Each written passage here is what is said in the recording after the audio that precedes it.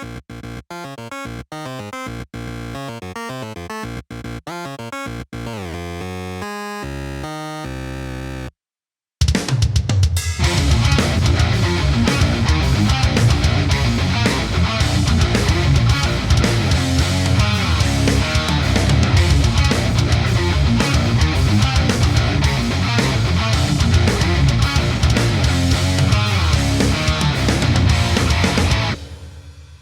I designed this guitar, I basically come from playing a lot of different high-end custom guitars, and those are obviously one-of-a-kind guitars. They're expensive guitars, and sometimes they're great, sometimes they're not.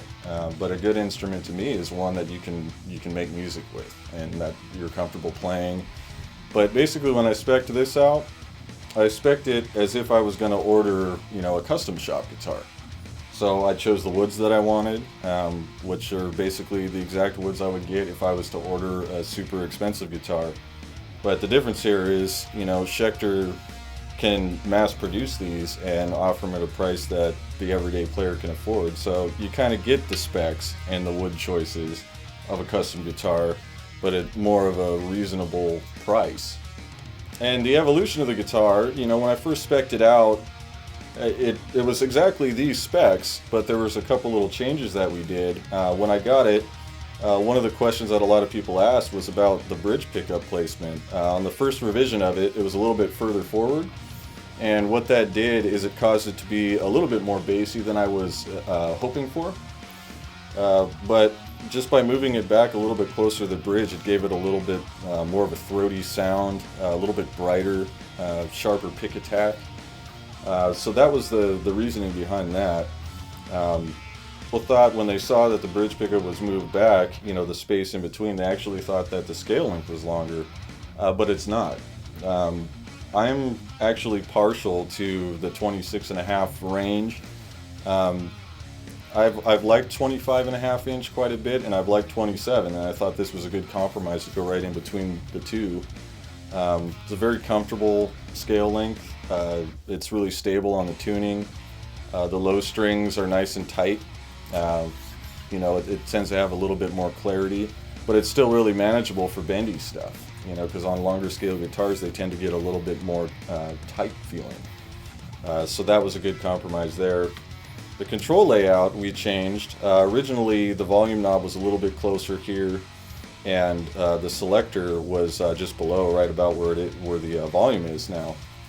And I found that when I play, my finger would hit the knob. So I was like, well, let's just get them out of the way completely.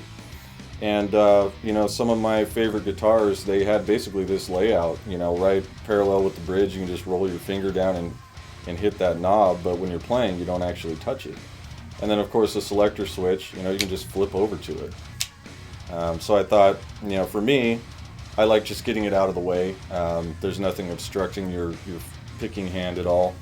So the pickups on this, we have the Sentient neck pickup, which is Seymour Duncan's new neck pickup for 7 and 8 string. And basically what this is, if I was to have to describe it, it's kind of like a marriage between a Jazz and a 59. So it's kind of a moderate output PAF style humbucker pickup. It's got an amazing clean tone, and then it's got that really buttery lead sound too. So that was a good choice, and it works perfectly with the Nazgul pickup in the bridge, which is another new Seymour Duncan model. I had a lot of time with this particular pickup when it was in development. I prototyped a whole bunch of different versions of this pickup before finally landing on this one.